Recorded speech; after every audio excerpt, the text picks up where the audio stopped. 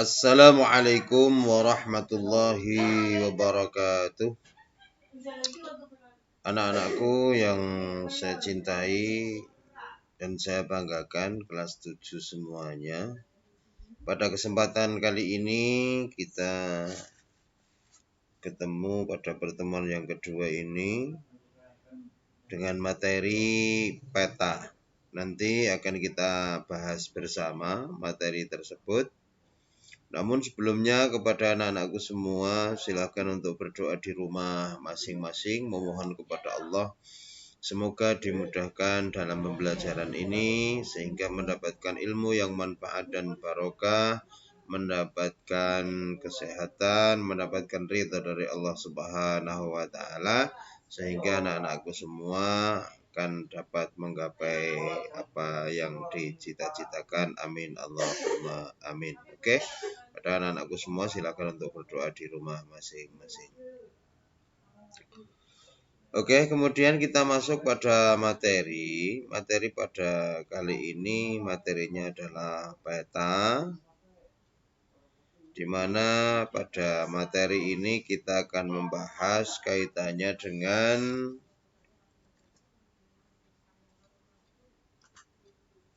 letak dan luas Indonesia, dan kita akan membahas di dalamnya tentang peta. Artinya penemuan lokasi melalui peta itu bahwa kita pertama kali itu memahami terhadap peta dulu, kemudian kita bisa memahami letak dan luas Indonesia bisa melalui peta. Oke, yang pertama penemuan lokasi peta. Informasi suatu tempat di muka bumi dapat diperoleh secara cepat melalui peta. Peta adalah gambaran sebagian atau seluruh wilayah permukaan bumi dengan berbagai ketampakan pada bidang datar yang diperkecil menggunakan skala tertentu. Istilah peta diambil dari bahasa Inggris yaitu map. Kata map berasal dari bahasa Yunani, yaitu dari kata mappa yang berarti taplak atau kain penutup meja. Menurut International Cartographic Association atau ICA, peta adalah suatu gambaran atau representasi unsur-unsur ketampakan abstrak yang dipilih dari permukaan bumi yang ada kaitannya dengan permukaan bumi atau benda-benda angkasa. Nah, ilmu yang mempelajari tentang pembuatan peta disebut kartografi.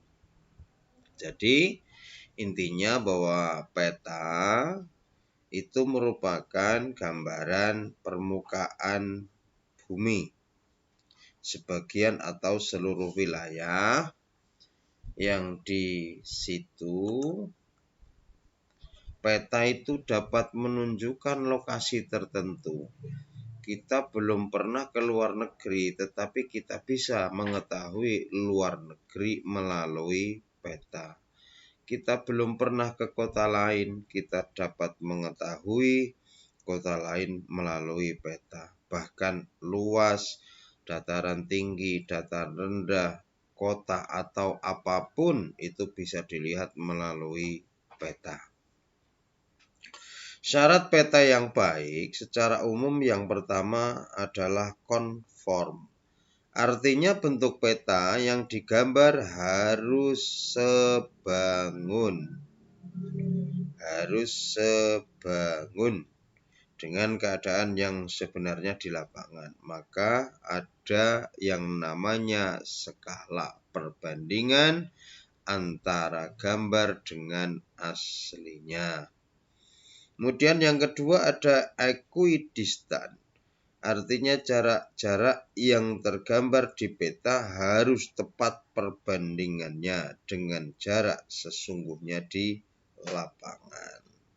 Kemudian ada equivalent, artinya daerah atau bidang yang tergambar harus sama luasnya jika dikalikan dengan skala peta. Maka membuat peta pun tidak sembarangan.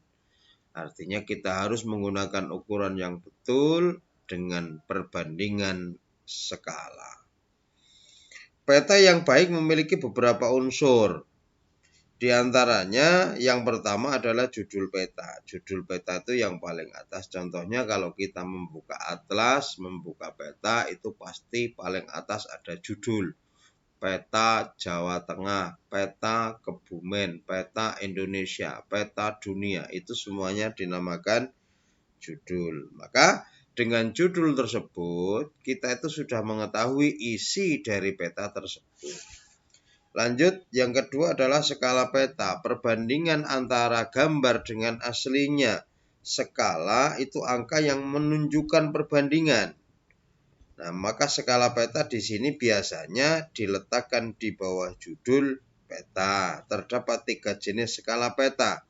Yang pertama numerik pakai angka, kemudian ada garis, kemudian ada skala verbal yang dinyatakan secara verbal dengan kalimat. Ya, dengan kalimat itu yang verbal. Kalau yang masyhur di dalam peta itu biasanya menggunakan perbandingan numerik atau angka. Kemudian penunjuk arah. Penunjuk arah barat, utara, selatan, timur, itu harus ada penunjuknya. Kemudian sumber dan tahun pembuatan peta. Sumber dan tahun pembuatan peta. Kita lanjutkan ini. Sumber dan tahun pembuatan peta itu harus ditulis. Sebab apa? Pembuatan ini mengetahui kapan peta itu dibuat. Peta di Indonesia dibuat oleh Badan Koordinasi Survei dan Pemetaan Nasional, sekarang berubah nama menjadi Badan Informasi Geospasial. Jadi intinya karena keadaan geografi ini bersifat dinamis, suatu saat juga bisa ada perubahan. Kok bisa ada perubahan? Bisa. Sebab apa? Kadang ada pemekaran. Sebagai contoh, dulu Banten belum merupakan sebuah provinsi, sekarang sudah menjadi provinsi tersendiri. Maka gambar di sana pun nantinya akan berbeda. Untuk yang kecil di sini, kecamatan sudah berubah. Contohnya di lingkungan kita, Kecamatan Mirit itu terbelah menjadi 2, ada Bonorowo dan ada Mirit. Kemudian ada Alian dan Poncowarno, ada Perembun dan Padurso. Ini merupakan pecahan-pecahan yang sifatnya berbeda dari awal, maka peta perlu dibuat lagi. Maka tahun pembuatan itu perlu dicantumkan. Kemudian simbol ini yang sangat penting karena di dalam peta kalau ditulis semuanya itu juga akan memakan tempat. Maka di sini di dalam peta itu disimbolkan dengan berbagai tanda-tanda. Tuh bisa dilihat di depan di layar ini.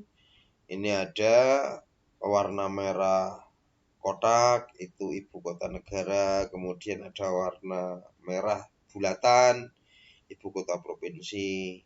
Dan warna ini juga menunjukkan, bahkan ada warna yang menunjukkan dataran rendah dan dataran tinggi. Peta pun simbolnya seperti itu. Di bawahnya ada simbol garis, itu ada simbol sungai, jalan raya, jalan lain desa, batas negara, batas provinsi, batas daerah. Dan di dalam peta biasanya itu lebih komplit lagi kalau petanya besar. Skalanya besar, biasanya di dalamnya itu simbol-simbolnya lebih banyak. Oke. Kemudian ada simbol area atau bidang. Bisa kita lihat di situ ada danau, rawa, sawah, dan lain sebagainya. Termasuk gunung di situ. Nah, di sini ada simbol, saya buatkan yang berwarna, tapi di materi itu tidak berwarna. Ini ada yang berwarna. Dan kalian bisa mencari sendiri materi tersebut, baik melalui buku PDF ataupun melalui Google. Silakan untuk mencari. Kemudian ada simbol warna. Simbol warna itu jelas berfungsi untuk membedakan suatu wilayah suatu ketampakan atau objek permukaan bumi antara tinggi rendahnya suatu wilayah. Simbol warna juga berfungsi untuk memberikan kualitas dan kuantitas simbol di peta serta keperluan estetika peta. Peta itu juga kelihatan indah. Selain indah, warna itu juga untuk menunjukkan dataran tinggi, dataran rendah, dan lain sebagainya. Menunjukkan laut, menunjukkan sungai, menunjukkan apapun, itu juga menggunakan warna. Kemudian ada legenda. Legenda itu yang biasanya ditulis di bawah, itu keterangan tentang simbol-simbol tersebut. Itu namanya legenda. Kemudian ada lettering atau tata penulisan adalah pembedaan tulisan untuk memperjelas simbol peta. Biasanya pada peta digunakan huruf Romawi, italik, atau gotik. Nah, adapun aturan dalam penulisan lettering di antaranya adalah nama-nama ibu kota, negara, benua, pegunungan harus ditulis dengan huruf kapital tegak. Ini harus ada aturannya. Kemudian nama samudra, teluk yang luas, laut, selat, itu harus ditulis dengan huruf kapital tapi miring. Maka tanda miring dalam tulisan di peta itu ada aturannya. Tidak hanya asal menulis, biar kelihatan indah, ditulis miring, ditulis tegak, ditulis miring kiri, miring kanan, itu nggak bisa. Artinya aturan-aturan di dalam peta itu ada aturan baku. Kemudian nama kota kecil, gunung, ditulis huruf kecil tegak, nama sungai, danau, selat, teluk, ya, itu dengan huruf kecil miring. Kemudian ada garis astronomis, yaitu garis lintang dan garis bujur, garis maya. Ya, ini garis maya, garis yang tidak kelihatan sebenarnya, tetapi itu tetap ada garisnya. Garis lintang adalah garis khayal yang sejajar dengan garis khatulistiwa. Garis khatulistiwa sering disebut juga dengan garis lintang 0 derajat atau ekuator. Garis bujur atau garis khayal yang membujur dari kutub utara ke selatan itu dinamakan garis meridian. Diingat-ingat, kalau garis yang utara ke selatan itu namanya meridian, kalau yang ke timur sampai barat khatulistiwa atau ekuator. Ini kadang di dalam tes ada kata-kata seperti itu. Ya, kita kadang juga lupa terhadap kata-kata lain dari garis lintang ataupun garis bujur. Kemudian ini ada yang terakhir yaitu inset dan garis tepi. Inset itu adalah sebagian dari peta yang digambarkan secara khusus dan diletakkan pada bagian peta yang masih kosong, kiri bawah, kanan bawah. Yang penting masih kosong. Inset itu untuk menunjukkan daerah tertentu. Kemudian terakhir garis tepi atau border adalah garis yang digunakan untuk membatasi gambar pada peta dan meletakkan angka derajat garis lintang dan garis bujur. Ini garis tepi, garis pinggir. Ya. Intinya kita mempelajari peta seperti ini dan bisa anak-anakku untuk memperdalamnya lagi dengan lebih banyak membaca, melihat di buku ataupun mencari atau browsing pada materi-materi lain. Silahkan untuk belajar. Yang penting kita jangan sampai berhenti untuk belajar walaupun dalam kondisi pandemi COVID-19 ini kita pembelajaran tidak bisa bertemu, tetapi kita harapkan kepada anak-anakku semua ini bisa untuk belajar dengan baik, belajar dengan giat, sehingga anak-anakku tetap bisa mendapatkan ilmu yang tentunya diharapkan ilmu tersebut nantinya akan bermanfaat dan barokah. Nah, ini manajemen diri, intinya bahwa barang siapa yang hari ini lebih buruk dari hari kemarin, maka ia celaka. Barang siapa yang hari ini sama dengan hari kemarin, maka ia merugi. Barang siapa yang hari ini lebih baik dari hari kemarin, maka dia adalah orang yang beruntung. Maka kita termasuk orang yang mana? Yang beruntung, yang merugi, ataupun orang yang celaka. Mari kita bersama-sama selalu memohon kepada Allah, semoga kita dimudahkan dari segala urusan. Dalam pandemi ini kita diberi kesehatan, diberi kemudahan dalam melaksanakan kegiatan apapun. Semoga tetap semangat, jangan lupa belajar. Sekian untuk materi kali ini. Ada kesalahan saya mohon maaf. Kita akhiri dulu. Assalamualaikum warahmatullahi wabarakatuh.